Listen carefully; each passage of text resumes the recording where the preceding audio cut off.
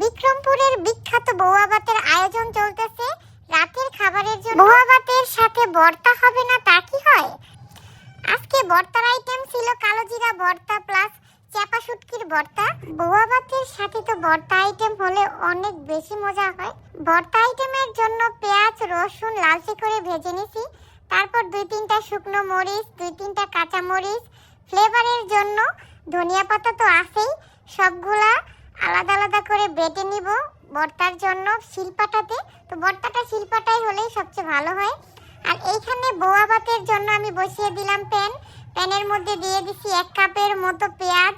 1 cup পেঁয়াজের সাথে 2 থেকে 3 টেবিল চামচ আদা কুচি অ্যাড করেছিলাম। আদা রসুন বা আদা পেস্ট এখানে ইউজ করা যাবে না, শুধু আদা কুচি দিয়েই বউয়া ভাতটা রান্না করা লাগে। 1 কাপ চালের সাথে আধা কাপ ডাল নিয়ে নিলাম।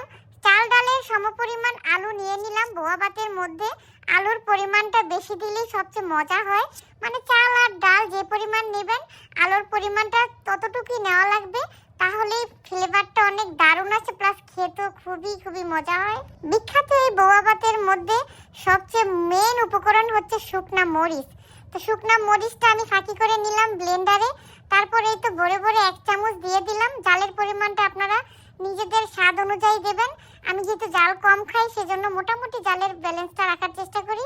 তো এই তো এখানে আমার মজাদার স্বাদের ভর্তা রেডি।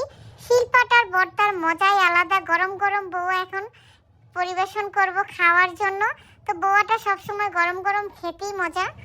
আলহামদুলিল্লাহ আজকে রান্নাটা খুবই মজা হয়েছে।